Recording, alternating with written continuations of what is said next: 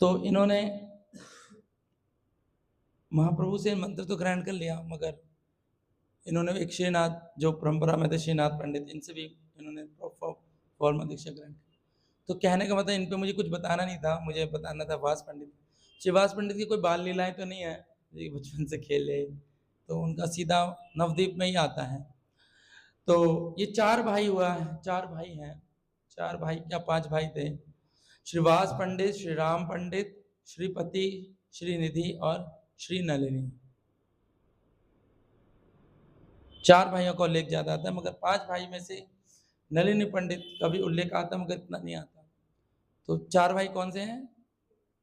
श्रीवास पंडित, श्री राम पंडित, श्रीपति, श्रीनिधि और एक श्री नलिनी। ठीक है। तो जो श्रीवास पंडित हैं ये नारद मुनि के अवतार माने जाते हैं। नारद मुनि भक्ति तत्व को जीव तत्व को रिप्रेजेंट करते हैं। और नारद मुनि के बहुत प्रिय मित्र हैं, वो है पर्वत मुनि। तो ये श्रीवास पंडित जो के भाई श्री राम पंडित, ये किससे प्रकट हुए? श्री राम पंडित के रूप में। पर्वत मुनि किससे प्रकट हुए? श्री राम। तो ये गौर गणदेश दीपिका है, ये पुस्तक में सब लिखा हुआ है कि सच्ची माता कौन थी? यशोदा। जगन्नाथ मिश्र नंद बाबा। तो ऐसी सारी चीजें लिखी हुई हैं। ज्यादा मोटी बुक नहीं, बहुत पतली बुक है, क्योंकि सारे कैरेक्टर्स लिखे हुए हैं ना इन्होंने, ये कैरेक्टर से है, ये कैरेक्टर से है। तो मेरे पास तो नहीं थी, मैंने ऑनलाइन एक पीडीएफ डाउनलोड करी थी, उसी पीडीएफ से मैंने पढ़ा था। जैसे उन्होंने लिखा है, यद्रोपर कृष्ण पंच तत्वकमपि सना यथा प्रकट्य तद्वारा प्रकटम यथा। जिस प्रकार पूर्व काल में श्री कृष्ण चंद्र पंच तत्वाकम स्वरूप प्रकट हुए थे, उसी ठीक प्रकार गौर चंद्र पंच तत्वाकम होकर प्रकट हुए। तो कृष्ण कौन है? कृष्ण कौन है? चलो कौन है? गौर कौन है? गौरांग महाप्रभु कौन है? कृष्ण है। पक्का? संशय है? संशय है? क्या संशय? नहीं है। कृष्ण कौन? गौर कौन है? गौरांग महाप्रभु कौन है? कृष्ण है। तो ये कहना ठीक होगा कि जो कृष्ण है वो गौरांग महाप्रभु, गौरांग महाप्रभु स्वयं कृष्ण है, ये कथन यानी ये स्टेटमेंट ठीक रहेगा। और अगर ये बोला जाए कि महाप्रभु जो कृष्ण के रूप में प्रकट हुए हैं, वो कृष्ण जो महाप्रभु के रूप में प्रकट हुए हैं, उन्होंने अवतार लिया है, ये ठीक रहेगा? बोलो ना।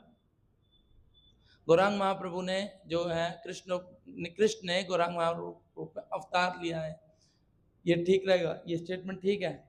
यस या नो में आंसर दीजिए। यस? कैसे यस? बताना नहीं, आपसे पूछ रहा हूँ, गौड़ी वैष्णव से पूछ रहा हूँ, बाहर के व्यक्ति से नहीं पूछ रहा हूँ। एक गौड़ी वैष्णव से पूछ रहा हूँ, बाहर के किसी नए व्यक्ति को जैसे ऑटो माइंड कंट्रोल देते हैं उसको नहीं पूछ रहा हूँ। एक जो बिल्कुल कौर प्रैक्टिस करता है उससे पूछ रहा हूँ कि उसके सिद्धांत में महाप्रभु कृष्ण के अवतरित रूप है, ये हमें पता होना चाहिए।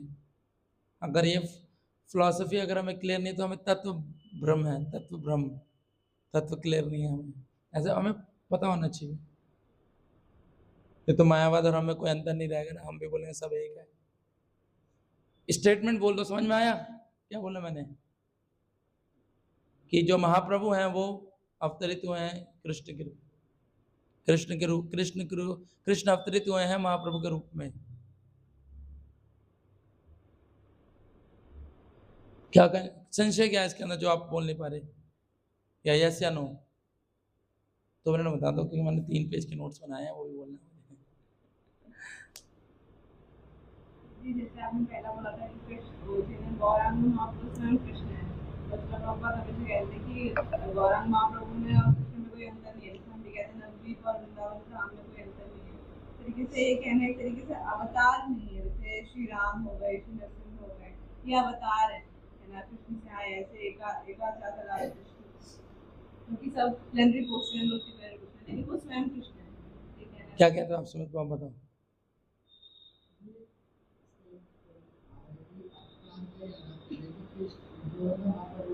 कृष्ण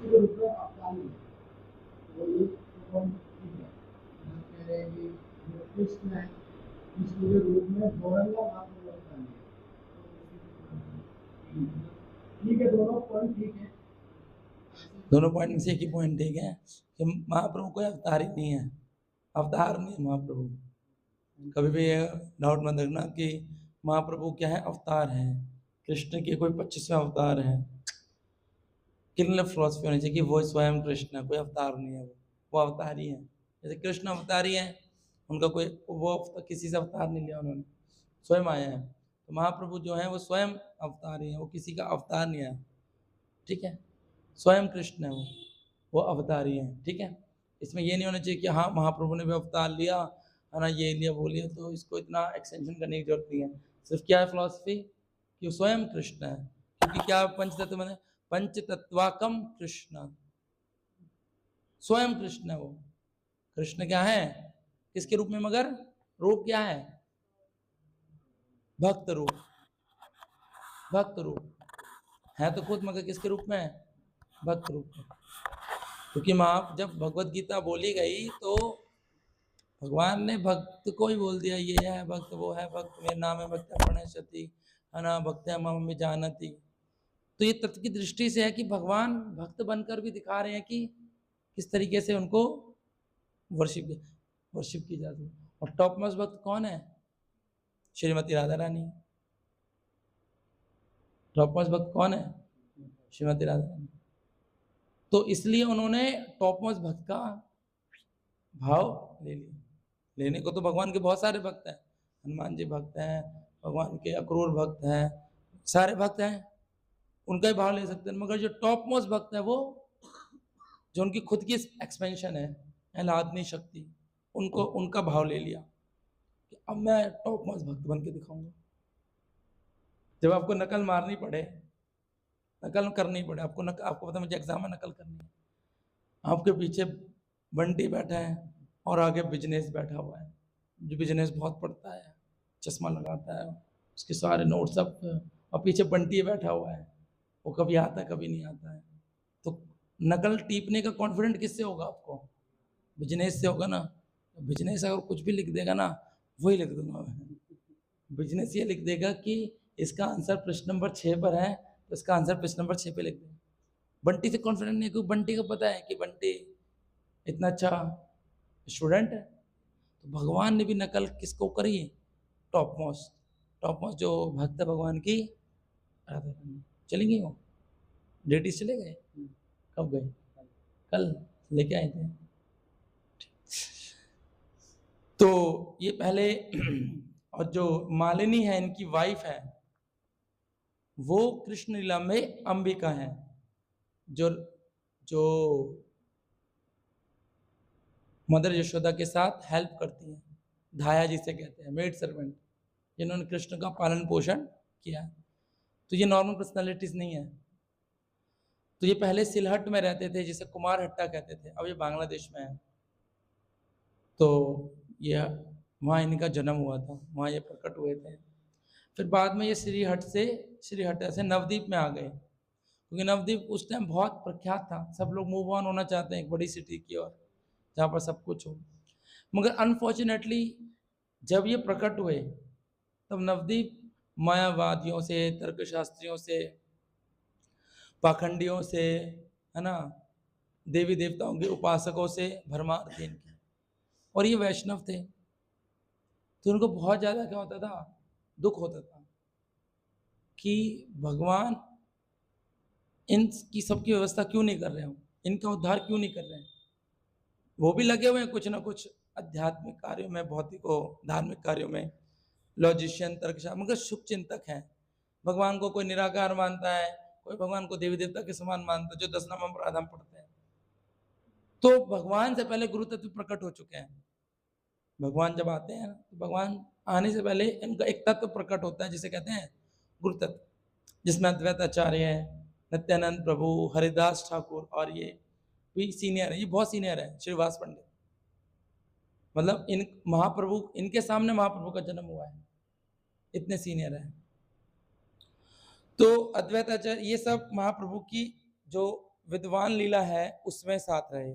विद्वान लीला मतलब जब निमाई पंडित के रूप में वो प्रख्यात थे।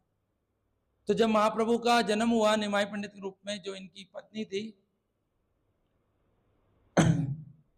वो सची माता की फ्रेंड थी, यानी कि सची माता और ये आपस में क्लोज फ्रेंड थे। तो एक तरीके से मौसी हो गई है, महाप्रभु की क्या हो गई, मौसी हो गई। तो हर चीज, क्योंकि हम देखते हैं नवदीप में जो महाप्रभु का घर है, जो योगपीठ है, उससे ज्यादा दूर नहीं है श्रीवास आंगन। तो श्रीवास आंगन ये लोग आपस में क्या थे, कांटेक्ट में थे। और निमाई पंडित जब व्रत हुआ तो ये लोग उनको आशीर्वाद देने आए, इतना सुंदर बालक हुआ है। तो क्या आशीर्वाद देते थे, जब विद्वान लीला में थे तो हर किसी से क्या करते थे, तर्क तर्क करते थे। निमाई पंडित बहुत तर्क करते थे, तो हर कोई इनसे चाहता था कि ये भगवान का क्या बन जाए, भक्त बन जाए। क्या बन जाए, भक्त बन जाए। तो ये जो शिवास पंडित थे, ये भी जब निमाई पंडित को देखते थे तो ये भी प्रार्थना करते थे कि भगवान का क्या हो जाए, भक्त बन जाए। बहुत सारे वैष्णव तो, क्योंकि वैष्णव कम थे सोसाइटी में, कौन वैष्णव की बहुत माइनॉरिटी है, वैष्णव बहुत कम है। आपको देवी देवता के उपासक ज़्यादा मिल जाएंगे, नास्तिक ज़्यादा मिल जाएंगे, मगर विष्णु और कृष्ण को जो स्पेसिफिक करते हैं वर्षी, वो बहुत कम मिलेंगे। वैष्णव के अंदर भी इतने सारे मिक्सिंग वाले मिल जाएंगे। तो इसलिए जो आध्यात्मिक रूप से वैष्णव की जो कम्युनिटी है वो बहुत क्या है, माइन्यूट है। हर कोई वैष्णविज्म प्रैक्टिस नहीं करता, ये एक दुर्भाग्य है। इसलिए हमें भक्ति का प्रचार करने में बहुत जोर देना चाहिए ताकि वैष्णव कम्युनिटी बढ़े, बहुत तेजी से बढ़े। तो जब अब महाप्रभु की लीला आती है, गया की लीला आती है, गया गए जब वो, और गया में उनको दीक्षा मिल गई और वो मंत्र चयन कर, तो गया से आगे वो क्या करने लग गए, संकीर्तन करने लग गए। संकीर्तन खुद ही डांचने लग गए, खुद ही गाने लग गए। तो उनकी जो सची माता थी वो परेशान हो गई, यार ये मेरे निमाई को क्या हो गया, किसी ने जादू टोना तो नहीं कर दिया इसके ऊपर। अब महाप्रभु के अंदर तो अष्टात्विक विकार आ रहे हैं, चैंटिंग कर रहे हैं, गा रहे हैं, नाच रहे, खुद ही हंस रहे हैं। तो मैंने सची माता सोचती थी कि ये मेरा बच्चे में कोई ऊपरी शक्ति, तो ऊपरी हवा तो नहीं लग गई। तो इन्होंने श्रीवास पंडित को बुलाया, जाने माने लोग हैं, आज आप मेरे बेटे को देखना क्या होगा। तो श्रीवास पंडित ने जब निमाई को देखा, क्योंकि ये तो शुद्ध भक्त हैं, और एक शुद्ध भक्ति एक शुद्ध भक्त को पहचान सकता है, ये सबसे बड़ा एक वो है, एक शुद्ध भक्ति शुद्ध भक्त को पहचान सकता है। तो श्रीवास पंडित गए निमाई के पास और उनसे बोला कि मैं भी आपकी तरह पागल होना चाहता हूँ। क्या बोले, मैं भी आपकी तरह क्या होना चाहता हूँ। जब ये महाप्रभु ने सुना तो महाप्रभु ने कहा, thank you Shrivas Pandit ji, thank you. क्यों बोला थैंक यू, क्योंकि निमाई पंडित ने, महाप्रभु ने बोला कि अगर आप मुझे पागल घोषित कर देते, अगर मुझे ये कह के घोषित कर देते कि इसके ऊपर तो ऊपरी हवा लग गई है, तो मैं गंगा में कूद जाता। अच्छा हुआ आप इस भाव को और इस भक्ति को क्या करें, पहचान पाए। तो श्रीवास पंडित बहुत विशेष उनसे संबंध स्थापित किया कि उनको जो अपना भक्त का जो रूप में आए, वो श्रीवास पंडित को पहले पता चल गया कि महाप्रभु आप आ चुके हैं। तो ये घटना आती है कि महाप्रभु ने अब धीरे धीरे लोग इकट्ठा कर लिए, अब उनके फैन फॉलोइंग हो गई, ठीक है। संकीर्तन करने वाले लोग आ गए, कीर्तन करने वाले लोग आ गए, क्योंकि नदीप के लोग क्या वेट कर रहे थे कि ये निमाई पंडित कब बने, भक्त बन जाए। जैसे ही निमाई पंडित भक्त बन गए तो जो लोग थे वैष्णव, जो प्रार्थना, वो महाप्रभु से क्या हो गए, जुड़ गए। तो महाप्रभु से जुड़ गए तो महाप्रभु की जो विशेष कह सकते हैं प्रिय हैं नित्यानंद प्रभु, तो वो नहीं थे अभी। तो वो आए, पूरा भ्रमण करके भारत को कहा, नवदीप में आए, और नवदीप में कहा नंदनाचार्य के घर में आए। तो महाप्रभु ने बोला जाओ उस नित्यानंद प्रभु को लेके आओ। तो सब लोग कहे नित्यानंद प्रभु कौन है, नित्यानंद प्रभु कौन है। तो उन्होंने कहा नहीं, वो वहां आया हुआ है, वहां जाके लेके आओ, तो भविष्यवाणी कर देते हैं। और लोग कंफ्यूज हैं कि नित्यानंद प्रभु कौन है। एक्चुअली नित्यानंद प्रभु को ना कोई समझ नहीं सकता। नित्यानंद प्रभु अगर आप ही जहाँ बैठ जाए ना, यहाँ पर हम लोग नहीं समझ पाएंगे, हमारे अंदर क्वालिफिकेशन ही नहीं है। अब बोलो क्यों, क्योंकि नित्यानंद प्रभु ना सामाजिक नियमों से परे हैं। नित्यानंद प्रभु क्या है, जैसे समाज में क्या नियम होता है ना, जैसे हम जहाँ रहते हैं वहाँ पर एक नियम है। नियम क्या है कि माता जी इधर, प्रभु जी इधर, यस या नो। कुछ नियम है समाज में, शादी के नियम है, कुछ पढ़ाई के नियम। तो नित्यानंद प्रभु ये नियम लागू नहीं होते, वो अवधूत है। वो नियम जिन पे लागू नहीं होते, जिन पे सामाजिक नियम लागू नहीं होते ना, उनको क्या कहते हैं? अवधूत।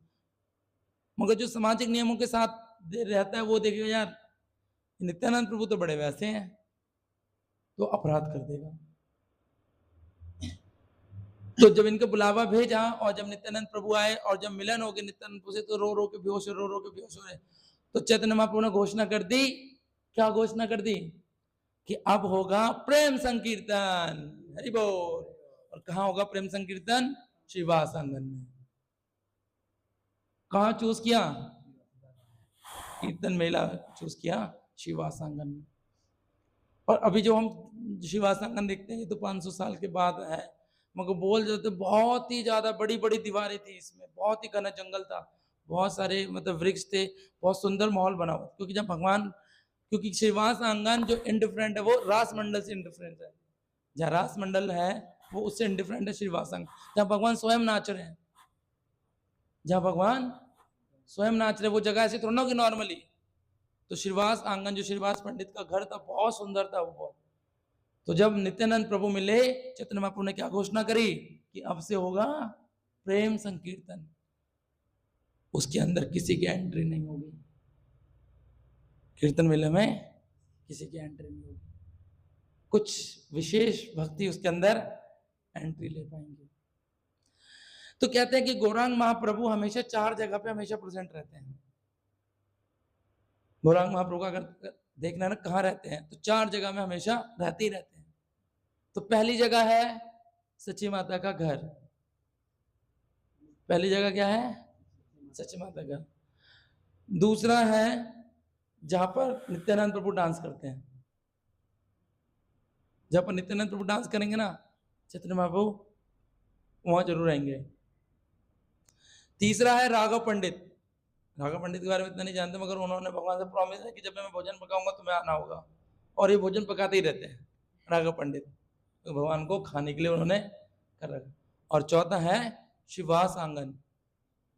तो श्रीवास आंगन जो है वहां पर कीर्तन स्टार्ट हो गया। श्रीवास पंडित के घर में क्या हो गया? कीर्तन स्टार्ट हो गया। और कीर्तन स्टार्ट हो गया और सपोज करो कीर्तन हो रहा है, जैसे हमने यहाँ पर वो किया, आपकी हरि नाम संकीर्तन किया, उसके बाद आप रात को बैठ गए 12 बजे दोबारा से मृदंग करताल लेके, और ये शोर हो रहा है, मतलब बाहर वालों के लिए शोर है। ऑब्वियसली भगवान शोर में थोड़ा ना डांस करेंगे, भगवान तो मधुर मधुर मधुर बाजे, भगवान के लिए तो हर चीज मधुरी बजेगी। तो ये सब जब बज रहा है और अच्छे, क्योंकि महाप्रभु नाच रहे हैं तो मृदंग करताल जो भी सब बज रहा है बहुत कोलाहल कर रहा है, बहुत आवाज कर रहा है, मधुर आवाज कर रहा है। मगर बाहर के जो ईर्षालु हैं, द्वेषी हैं और नास्तिक हैं, इनके कानों में छेद हो रहा है, इनको दर्द हो रहा है कि क्या हो गया, पहले तो ऐसा नहीं होता था। श्रीवास के घर तो शांति शांति रहती थी। श्रीवास घर बहुत बड़ा था ना, कितने भाई थे? 5 भाई थे, मगर नलिनी का ज्यादा डिस्क्रिप्शन। तो श्रीवास पंडित, श्री राम पंडित, श्रीनिधि, श्रीपति, ये सब शांत शांत रहते थे, इतने बड़े फैमिली में भी आवाज नहीं आती थी। मगर जब से ये गौरांग महाप्रभु के साथ मिला है तब से बिगड़ गए हैं ये, तब से इसका जीवन खराब हो गया है, ऐसे लोग चर्चा करते थे। अभी कहते हैं जब से सेंटर जाने लगा तब से बदमाश हो गया है, पहले तो ठीक था। वो जब से उसको क्या मतलब सेंटर में आ रहे हैं, सेवा कर रहे हैं, भक्ति कर रहे हैं, या तो ना गांजा फूक रहे हैं बैठ के, पढ़े ही रहते हैं। मतलब लोगों को मैं बात बताता हूँ, जैसे भौतिकवादी व्यक्ति अपने मम्मी पापा को बेवकूफ़ बनाता है और गलत काम करता है, तो मम्मी पापा को बहुत भरोसा रहता है कि मेरा बेटा ठीक है या मेरे बच्चे ठीक है, चाहे लड़की हो चाहे लड़का हो। बोल के जाती है मैं कॉलेज जा रही हूँ, वो अपने बॉयफ्रेंड के साथ घूम रही है, मैं जहाँ जा रही हूँ, यही होता है भौतिक संगत। तो उनको बहुत भरोसा रहता है कि मेरे बच्चे, उनको कोई आपत्ति नहीं रहती और उनको कोई कहने वाला भी नहीं है। मगर यहाँ पर कोई दिक्कत हो जाए तुरंत लोग पहुंच जाते हैं ना, ये है क्योंकि एक शक्ल दिखती है ना, सेंटर है, यही है कुछ ना कुछ। मगर बाहर किसको मिलेगा? अगर मैं किसी गंजेड़ी के साथ रहूं तो इसके में पापा आके पकड़ेंगे गंजेड़ी को, तू मेरे बेटे को गांजा बनाना सिखाता है, कोई है ही नहीं। वो जब जो जहाँ पीता है वो पीता है, वहीं वो ढेर है। तो श्रीवास पंडित को भी ऐसे क्रिटिक करते थे कि यार ये तो निमाय पंडित के साथ ये जब से आया है भाई, गया से तब से गया वो इंग्लिश में वो है ना, गया गया गया, उसका कहते हैं ना ट्रांसलेशन करो, गया एक नाम है, गया एक जगह है, गया मतलब गया वर्ब है, इसकी थर्ड फॉर्म है, गो वेंट गॉन तो सबको छोड़, तो इसलिए लोगों ने अफवाह फैलानी शुरू कर दी। नास्तिकों ने काजी को क्या बताना शुरू कर दिया कि ये जगह बहुत खतरनाक है काजी साहब, इसको जल्दी से बंद करवाइए, नहीं तो ये आपका धर्म परिवर्तन कर देगा। अब ये बात श्रीवास पंडित ने सुन ली कि यार लोगों के बीच में तो हम लोग नेगेटिव में आ गए, यस या नो कि लोग समाज में हम क्या आ गए नेगेटिव। और श्रीवास पंडित के जो घर में थे वो नरसिंह भगवान थे, नरसिंह भगवान की। तो ये डर के मारे नरसिंह भगवान के पास गए, ओ नरसिंह प्लीज प्रोटेक्ट अस, है ना, हमें बचाइए, है ना, हम तो संकीर्तन कर रहे हैं, हम आपके नाम का प्रचार कर रहे हैं। और ये बात नरसिंह भगवान को पता चली तो महाप्रभु को तो पता चल गई। महाप्रभु एकदम से दरवाजा तोड़ के आए उनके पूजा के रूम में, जैसे पूजा का रूम होता है ना, दरवाजा बंद रहता है, पूजा करते हैं, हे नरसिंह। महाप्रभु आए, फटाक अंदर घुस गए, तुम नरसिंह भगवान की पूजा करते हो, नरसिंह तो मैं हूं।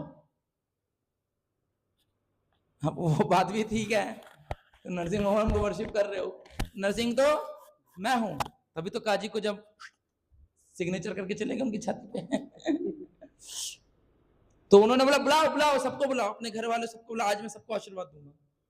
तो घर तो छोटा थोड़े ना था, घर में 4 भाई थे, उनकी पत्नी थी, उनके बच्चे थे। वो नरसिंह बन गए, ऐसे हम लोग ड्रामे में नहीं करते, तो नरसिंह आवेश आ जाता है ना, ऐसे नहीं भगवान मुंह दिखा दिया अपना नरसिंह, नहीं, आवेश आ गया, सबको आशीर्वाद दे रहे हैं, तुम डरो मत, मैं हूं, तुम डरो मत, संकीर्तन होगा, मतलब यहीं पे होगा, श्रीवास आंगन में ही होगा, घर में ही होगा, तुम डरो मत। तो इनके अंदर कॉन्फिडेंट आया। एक्चुअली भगवान भक्त रूप में थे, मगर कभी कभी जब इनको भाव आ जाता था ना तो ये भूल जाते थे कि भक्त हूं, मैं भगवान हूं, तो वहां पर इनको ये अपना कैरेक्टर मिस कर जाते थे, फिर दोबारा भक्त रूप में आ जाते थे। भगवान छुपाना तो चाहते थे मगर छुपा नहीं पाते थे। जब बोलते थे ना गौरांग गौरांग, तो कान बंद कर लेते थे अपने, तो कहते थे नहीं नहीं गौरांग नहीं बोलना, कृष्ण कृष्ण बोलो, क्योंकि राधा रानी के भाव में थे। राधा रानी अपना नाम थोड़ा सुनना चाहती, वो तो कृष्ण का नाम सुनना चाहती।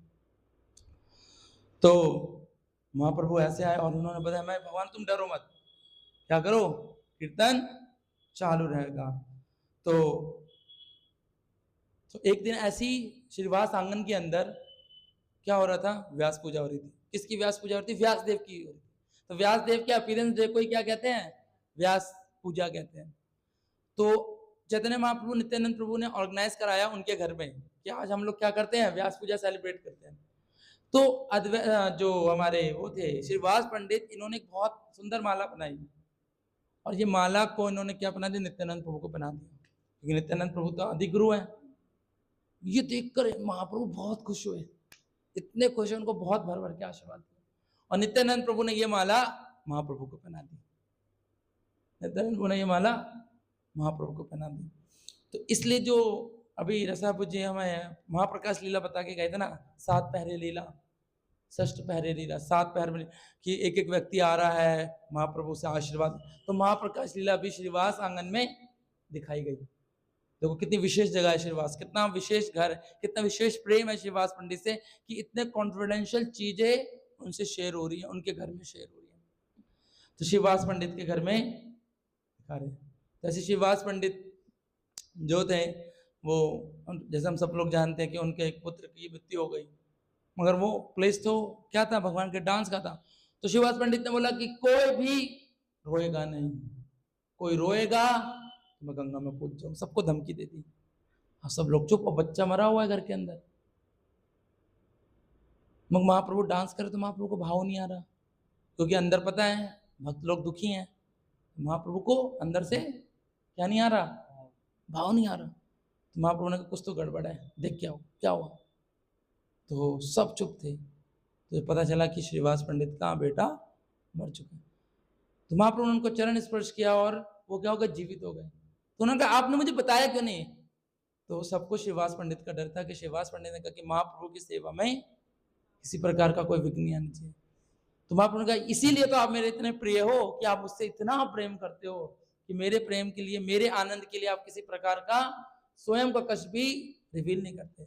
कितने हम लोग बदतमीज हैं, मतलब भौतिकवादी व्यक्ति कितना एक तरीके से गिरा हुआ है कि अपने आनंद के लिए भगवान को दुख बताता है कि भगवान देखो मैं कितना दुखी हूँ, मेरे पास पैसे नहीं है, मेरी पत्नी साथ नहीं देती, मेरे बच्चे साथ नहीं देते अपने, क्योंकि अगर उसको बच्चे साथ देने लग गए, पत्नी साथ देने लग गई, पैसा के भगवान को थोड़ी ना बताएगा, या वो बच्चों को भगवान की सेवा में थोड़ा ना लगाएगा। राइट या रॉन्ग? बच्चे घर में खेल रहे हैं, हंस रहे हैं, ये बोले अरे बेटे तुम बहुत अच्छा खेल रहे हो, अच्छा अच्छा तुम भगवान का नाम जप करो, भगवान की सेवा करो, तुलसी में जा, कोई नहीं बताता। जब बच्चे लात मार देते हैं ना, थूक देते हैं मुंह पे, तब क्या करते हैं, भगवान मेरे बच्चे दुख दे रहे हैं मुझे, यस या नो? ये होता नहीं होता है? तो ये है, इतना गिरा हुआ है भौतिक व्यक्ति, भौतिकवादी व्यक्ति, मगर ऊपर से हम देखते हैं श्रीवास पंडित इतने उच्च कोटि के वैष्णव, इतने भक्त हैं, वो तो वैष्णव है, तब भी वो भगवान को अपना दुख प्रकट नहीं कर रहे। क्यों नहीं प्रकट कर रहे? क्योंकि भगवान के आनंद में कोई प्रकार का विघ्न नहीं देता। तो वो जिंदा हो गए, उनसे पूछा कि तुम कहाँ चले गए थे? कह रहे प्रभु मैं कहाँ चला जाऊंगा, जहां आप भेजोगे तो मैं वहीं चला जाऊंगा। वो बेटे ने बोला, तो सब लोग आनंद में आने लग गए। तो महाप्रभु से को आनंद देने का पहली प्रायोरिटी थी इनकी, श्रीवास पंडित की, कि हर व्यवस्था किसके लिए हो, महाप्रभु के आनंद के लिए हो। तो ऐसी जो महाप्रभु की जो श्रीवास पंडित, जो अब सबको पता चल गया कि रात में कुछ तो होता है, यहाँ पर एंट्री नहीं मिलती सबकी, दरवाजे बंद, बड़ी बड़ी दीवारें, घना जंगल अंदर, और अंदर कीर्तन की आवाज आती है, मगर होता क्या है ये किसी को नहीं पता। तो जो श्रीवास पंडित की जो सास थी ना, एक बार ये देखना चालू कर, जितना भी दरवाजा था ना, छोटे से से देख रहे।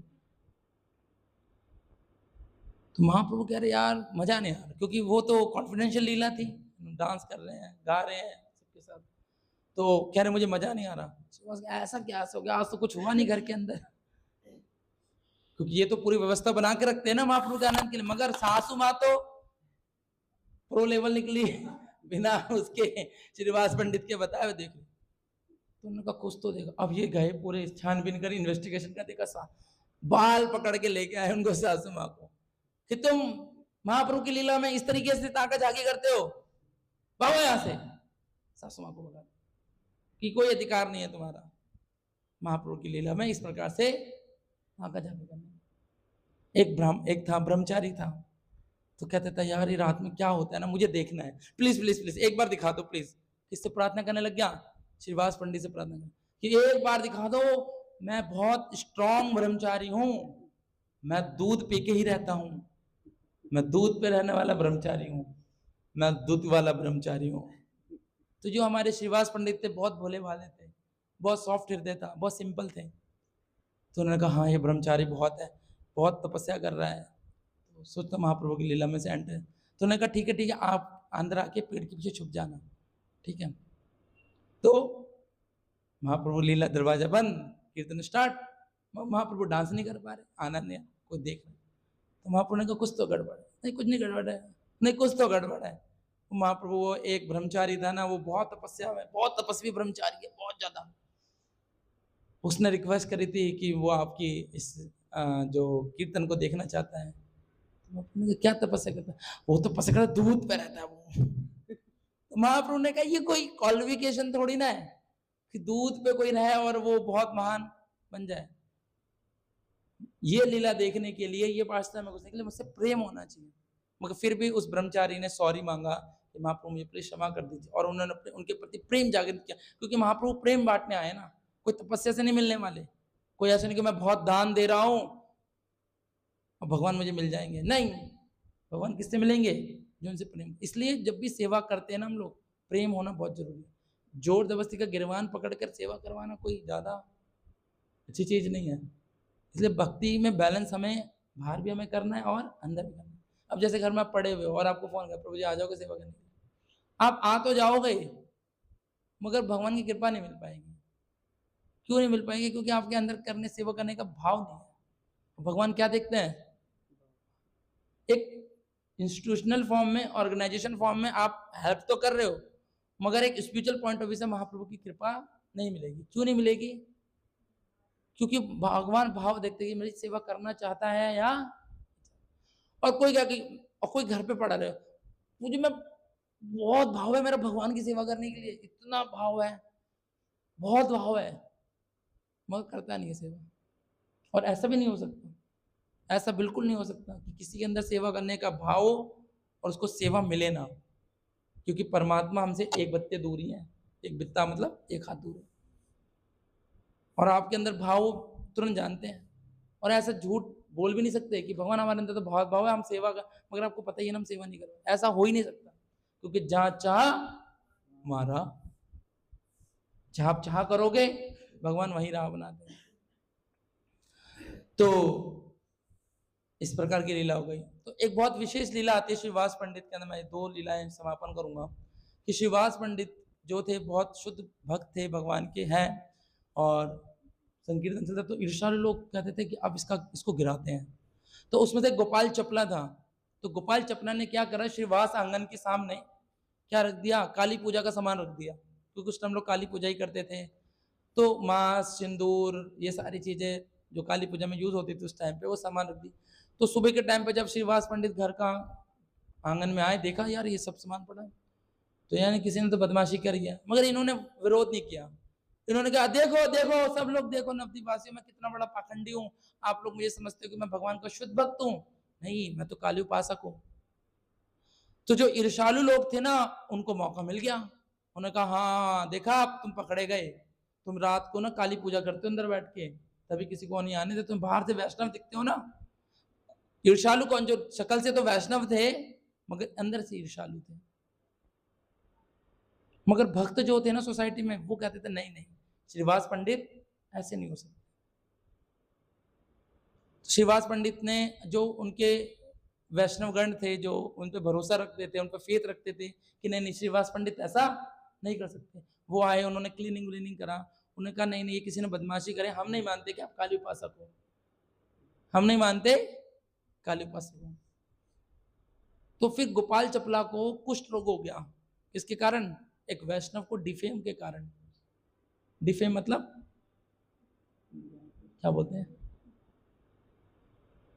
डिफेम को क्या बोलेंगे,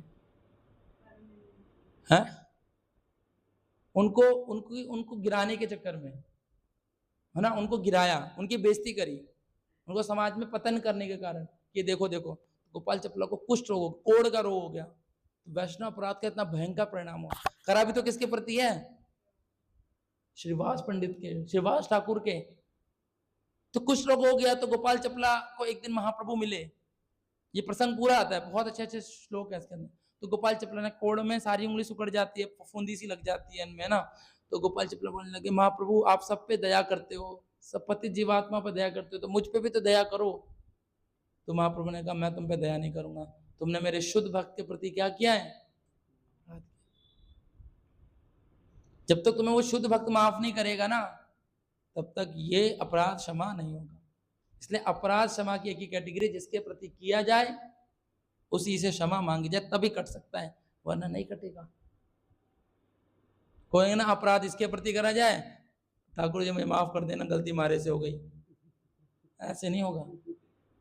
ये बिल्कुल ध्यान रखना, वैष्णव में ये फिल्टर लगा हुआ है, जिसके प्रति अपराध उसी से क्षमा याचना, इसी से हमारा फॉल्स ईगो करते हैं। हम अपराध भी फॉल्स ईगो के कारण करते हैं और क्षमा नहीं मांगते फॉल्स ईगो, मैं क्यों चुप हूं, गलती तो उसकी है, उसने किया है, ठीक है, तुम्हारे अंदर तो टेस्ट खत्म हो गया ना भक्ति का, तुम्हारे अंदर रीडिंग हेयरिंग का टेस्ट खत्म हो गया, आर्टिफिशियल भक्त बन के घूम रहे हो। जो जेन्युइन डिवोटी है वो तो देखेगा ना, यार मेरे अंदर टेस्ट का, मैंने इनके प्रति अपराध किया, प्लीज मेरे क्षमा कर दो। यस, जो जेन्युइन भक्ति चाहेगा वो तो सबसे क्षमा मांग लेगा ना। ये हम लोग डेली शाम को सुबह क्यों बोलते हैं, वांछा कल्पतरुभ्यश्च कृपा सिंधुभ्येव च पतितानां पावनेभ्यो वैष्णवेभ्यो नमो नमः, कि जाने अनजाने में मुझे वैष्णव के प्रति जो भी अपराध हुआ हो, प्लीज वैष्णव मुझे क्षमा कर दीजिए। हो नहीं सके, मनसा वाचा कर्मणा, मन से भी कर देते हैं ना, बोलते नहीं मगर मन से भी कर देते हैं, कर्म तो कर ही देते हैं। तो गोपाल चपला को, तो गोपाल चपला आए, किसके पास आए, श्रीवास पंडित के पास आए। और देखो श्रीवास पंडित का हृदय देखो चुटकी में क्षमा कर दिया। ऐसे तुमने मेरी बेइज्जती कर दी ना, अब मैं तुम्हें बताऊंगा। बताना ना मेरी बैग कितनी बड़ी है, महाप्रभु तक जानते हैं मुझको, माए मुझे बेइज्जती करनी।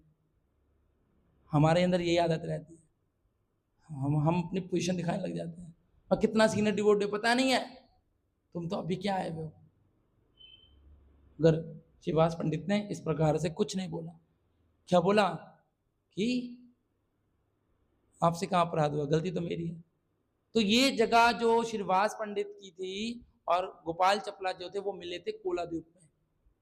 कहाँ मिले थे? कोलाद्वीप। और वही जगह है अपराध भंजन, कुलीन ग्राम जो था अपराध भंजन, उसी जगह पे कोलाद्वीप में क्या होते हैं? अपराधों की क्षमा होती है। और ये ऐसी ही सेम लीला देवानंद पंडित के साथ घटित हुई थी कि जब कुलियाग्राम से जा रहे थे, कोलाद्वीप से जा रहे थे श्रीवास पंडित, तो देखा यहाँ पर भागवत कथा हो रही है। तो कौन कर रहे हैं? देवानंद पंडित कर रहे हैं भागवतम कथा। तो श्रीवास पंडित जैसे यहाँ क्लास चल रही तो वहां के आके बैठ गए, और जैसे ही भागवतम कथा के श्लोक सुनने लग गए तो इनके अश्रु प्रभाव होने लग गए, रोने लग गए। तो जो उनके देवानंद पंडित के जो स्टूडेंट थे वो समझ नहीं पाए, वो सोच रहे बदमाशी कर रहे हैं, तो इनको उठा के बाहर फेंक दिया। किसको? श्रीवास पंडित को। तो देवानंद पंडित ने कोई ऑब्जेक्शन नहीं उठाया, तो महाप्रभु ने इनका भी ऑफेंस ले लिया, तुमने भी मेरे वैष्णव के प्रति क्या किया है? अपराध किया। तो इस अपराध का भी इनको परिणाम मिला। मगर इन्होंने क्या करा था? वक्रेश्वर पंडित को सेवा करी थी, वक्रेश्वर पंडित की, और उनको क्षमा मांगी थी, तो इनका भी अपराध क्या हो गया? कट गया। तो भगवान दिखाना चाहते हैं वैष्णव की सेवा, वैष्णव प्रणाम, ये बहुत इंपॉर्टेंट है, और अपने शुद्ध भक्त के माध्यम से दिखाएंगे। श्रीवास पंडित के माध्यम से, इसी कुल्याग्राम के अंदर देवानंद पंडित ने क्षमा मांगी थी, तो इनका भी क्या हो गया? अपराध क्षमा हो गया। तो जब फाइनल डेज थे तो महाप्रभु से जगन्नाथपुरी मिलने आए, तो महाप्रभु ने ऐसे मजाक मजाक बोल दिया, तुम तो इतने बड़ी फैमिली तुम्हारी, सबका भरण पोषण कैसे करोगे? एक गृहस्थ में रहने का मतलब क्या है? पैसा तो कमाना पड़ेगा। एक गृहस्थ ही पैसा कमाने का अधिकारी है, ये आपको सिद्धांत पता होना चाहिए। ना एक ब्रह्मचारी पैसा कमा सकता है, ना एक वानप्रस्थी, और एक ना सन्यासी। प्रभुपाद ने कहा कि गृहस्थ ही शोक सपाटे कर सकता है, क्योंकि उस पर पैसा है। सही बता रहा हूं। आप स्टूडेंट हो और आप आईफोन 17 लेके घूम रहे हो, तो उसका मतलब समझना चाहिए ना कि बदमाशी करिए कहीं ना कहीं, या तो पेरेंट्स को टॉर्चर किया है कि खाना नहीं खाऊंगा, या तो कहीं से चुरा के लाया है जो अपनी किडनी दे दी। यस। तो स्टूडेंट मतलब कोई पैसा नहीं है ना, उसको तो नोकिया 1100 मिल जाए या कीपैड मिल जाए, वही बहुत बड़ी बात है। तो श्रीवास पंडित ने 3 ताली बजाई, तो महाप्रभु ने कहा ये क्या है? कि ये 3 ताली का मतलब है कि जब तक मुझे पूरा विश्वास है कि जब तक मैं कृष्ण भक्ति करता रहूंगा, वो मेरा पालन पोषण करते रहेंगे। तो कुछ पॉइंट ऑफ व्यू से मैं जब लेक्चर सुन रहा था, मैं तो रात को सोच रहा था कि कुछ पॉइंट ऑफ व्यू से हमें भगवान के भक्तों का अनुसरण करना चाहिए, और कुछ पॉइंट ऑफ व्यू से उनका अनुकरण नहीं करना चाहिए। ठीक है? अनुसरण पता है ना, कि वो जो बोल रहे हैं उसको सुनकर उन्हें फॉलो करना चाहिए, वो जैसा कर रहे हैं ना वैसा नहीं करना चाहिए। क्योंकि श्रीवास पंडित है, हम श्रीवास पंडित नहीं है, वो नारद मुनि है, वो शुद्ध भक्त है, वो जैसा कर सकते हैं हम वैसा नहीं कर सकते। तो करना नहीं चाहिए करण, अनुसरण करना चाहिए कि जैसा उनका भाव है, जैसे उनका शिक्षा है, जैसा वो उन्होंने करने का प्रयास किया, जैसे शिक्षा देने की स्थिति, जैसे शिक्षा देने की स्थिति से क्या किया? हम्बल बने रहे। गोपाल चपला को कोई कुछ नहीं कहा। ऐसी कोई वैष्णव अपराध कर देता है, कोई हमारे प्रति कुछ बोल देता है, तो हमें भी कोई रिवोल्ट या रिवेंज लेने की कोई जरूरत नहीं है। बहुत सारी आचरणों से शिक्षाएं मिलती हैं, बहुत सारी शिक्षाएं लिखित रूप में मिलती हैं, और बहुत सारी शिक्षाएं उनके बाद की मिलती हैं। तो कभी कोई आचरण से शिक्षा देता है तो हमें उस शिक्षा को भी ग्रहण करना चाहिए, उनका अनुकरण नहीं करना चाहिए। जैसे घर में डेथ हो गई है, अब ये अनुकरण करेंगे तो फिर घर वाले ही हमारी बैंड बजा देंगे। तो पता नहीं श्रीवास पंडित के घर में डेथ हो गई थी तो वो चुप रहे थे, तुम क्यों रो रहे हो? बेटा तू भी चुप रहे। पॉसिबल नहीं है ना। तो ये इंटेलिजेंस का साइन नहीं है। कुछ पॉइंट्स पे हमें उनका अनुसरण करना चाहिए और कुछ पॉइंट पे उनका अनुकरण नहीं करना चाहिए। क्लियर? तो ये चीज हमें समझने, श्रीवास पंडित के महाप्रभु के बहुत बिलव्ड हैं, है ना, क्योंकि इतने सारे, देखो मैंने सारी लीलाएं पास टाइम सुनाई, श्रीवास ठाकुर के इर्द गिर्द ही हैं। जो उनकी भतीजी है नलिनी, जो नलिनी की पुत्री है नारायणी, इनके घर में प्रकट हुई हैं, और इन्हीं से वृंदावन दास ठाकुर का जन्म हुआ है, और उन्होंने चैतन्य भागवत लिखी। तो कितना विशेष इनके ऊपर क्या है, भगवान ने कृपा करी है कि अपनी पास टाइम से बहुत क्लोज रखा है, दूर दूर नहीं रखा, क्लोज रखा है। और इन्हीं के संप्रदाय में जो है ना, ये दो ही भाई हैं, ये इनके साथ और भी लोग भक्ति कर रहे हैं जो श्रीवास पंडित की फैमिली से जुड़े हुए हैं। तो महाप्रभु जो प्रभुपाद कहते हैं, जो परिवार होते हैं, जैसे नित्यानंद परिवार है, अद्वैत परिवार है, जो महाप्रभु की शिक्षाओं पे चल रहे, एक्चुअली वही परिवार है जो उनकी इंस्ट्रक्शंस को फॉलो कर रहा है, जो चैतन्य शिष्ट का अष्टकम में बोला गया वो फॉलो कर रहा है, जो गौड़ी सिद्धांत को फॉलो कर रहा है, वही परिवार है, बाकी परिवार। तो हमें महाप्रभु की कृपा से इतना अच्छा सुनहरा मौका मिला है कि जो श्रीवास हैं, पंचतत्व में देखो श्रीवास पंडित भी हमारे इसमें हैं, है ना, तो हम इनसे कृपा याचना कर सकते हैं कि जो फेथ और लव इन्होंने महाप्रभु के प्रति प्रकट किया है, उसका टिंच भर भी हमारे अंदर आ जाएगा तो हमारा उद्धार हो जाएगा। श्रीवास ठाकुर की जय, महाप्रभु की जय, जय कृष्ण प्रभुपाद की जय, जय नित्यानंद, जय अद्वैत चंद्र, जय गौर भक्त वृंद, जय जय श्री चैतन्य, जय नित्यानंद, जय अद्वैत चंद्र, जय गौर भक्त वृंद,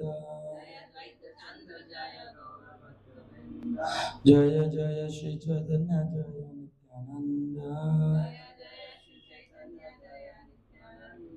जय अद्वैत चंद्र, जय गौर भक्त वृंद।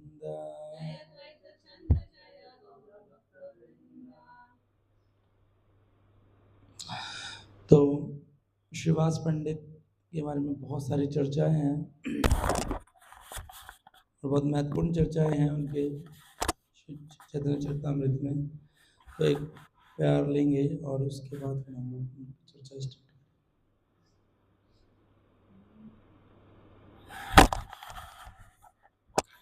श्रीवास पंडित आर श्री राम पंडित, दुई भाई दुई शाखा जगता विदिता, श्रीवास पंडित आर श्री राम पंडित, दुई भाई दुई शाखा जगता विदिता, श्रीवास पंडित आर श्री राम पंडित, दुई भाई दुई शाखा जगता विदिता,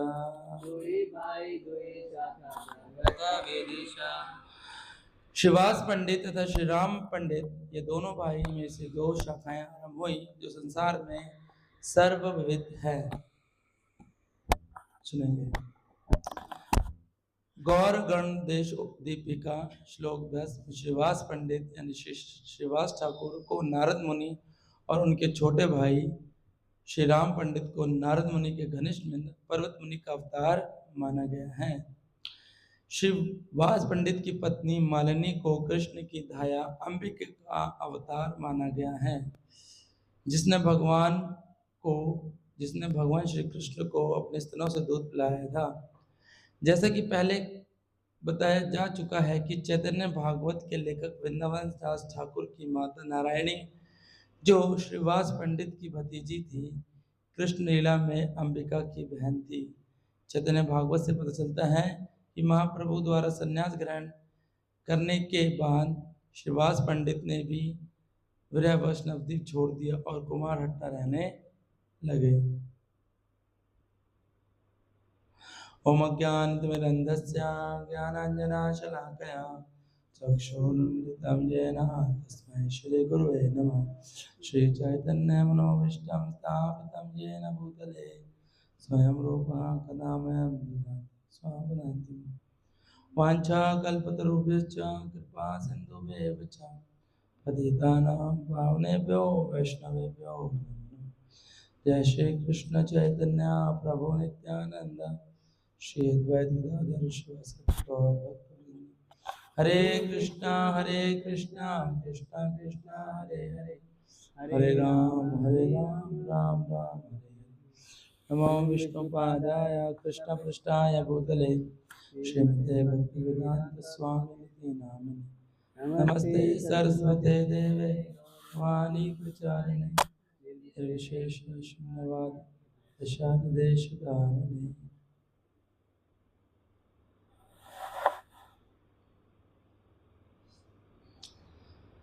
तो शिवास पंडित जो कि पंच तत्व में हम लोग पढ़ते हैं, जय श्री कृष्ण चैतन्य प्रभु नित्यानंद श्री अद्वैत गदाधर शिवासादि गौर भक्तवृंद।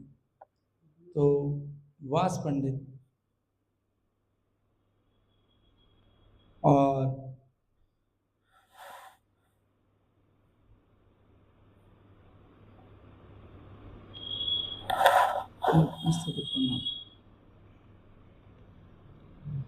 तो ये जो जय श्री कृष्ण देव बोलते हैं हम लोग, ये इनके नाम है।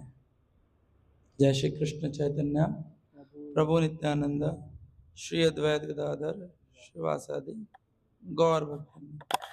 मगर इनकी पर्सनालिटीज जो हैं वो एक दूसरा श्लोक आता है, पंच तत्वकम कृष्ण भक्त रूप स्वरूपकम भक्त अवतारम भक्ताख्यम नमामि भक्त शक्तिकम। इसे कहते हैं पंच तत्व प्रणाम। जो जय श्री कृष्ण चैतन्य है, वो जो मंत्र है वो हरे कृष्ण महामंत्र को स्टार्ट करने के लिए उनसे परमिशन मंत्र है कि हम जो पर्सनालिटीज हैं श्री कृष्ण चैतन्य और नित्यानंद प्रभु हैं, अद्वैत आचार्य हैं और गदाधर पंडित हैं और श्रीवास ठाकुर हैं, तो आदि गौर भक्ता वृंदा है ना। तो वास आदि, आदि मतलब बहुत सारे जितने भी हम लोग हैं। मगर जो पंच तत्व मंत्र हैं ये तत्व की दृष्टि से उनकी पर्सनालिटी डिस्क्राइब करते हैं।